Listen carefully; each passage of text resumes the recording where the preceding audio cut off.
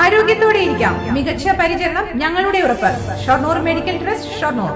കെനിയയിൽ വിനോദയാത്രാ സംഘം സഞ്ചരിച്ചിരുന്ന ബസ് നിയന്ത്രണം വിട്ട് മറിഞ്ഞ് മരിച്ച ഒറ്റപ്പാലം മണ്ണൂർ സ്വദേശികളായ റിയയ്ക്കും മകൾ ടൈറയ്ക്കും കണ്ണീരിൽ കുതിർന്ന യാത്രാമൊഴി.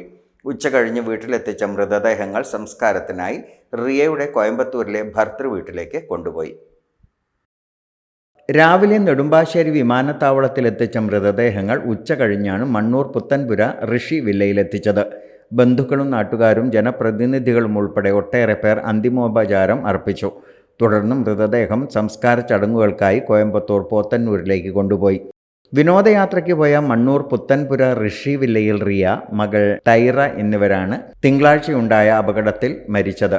അപകടത്തിൽ പരിക്കേറ്റ റിയയുടെ ഭർത്താവ് ജോയലിന്റെ മകൻ ട്രാവിസിന്റെയും ആരോഗ്യനില മെച്ചപ്പെട്ടു.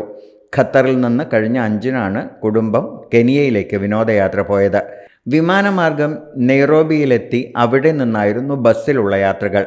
തിങ്കളാഴ്ച ഇന്ത്യൻ സമയം വൈകിട്ട് 6-ന് നെഹ്റൂരുവിലായിരുന്നു അപകടം. വിനോദയാത്ര പൂർത്തിയാക്കി ഖത്തറിലേക്ക് മടങ്ങാൻ മണിക്കൂറുകൾ മാത്രം ശേഷിക്കെയായിരുന്നു മണ്ണൂർ സ്വദേശിനി റിയയും മകൾ ടൈറയും ഉൾപ്പെടെ 5 മലയാളികളുടെ ജീവനെടുത്ത അപകടം.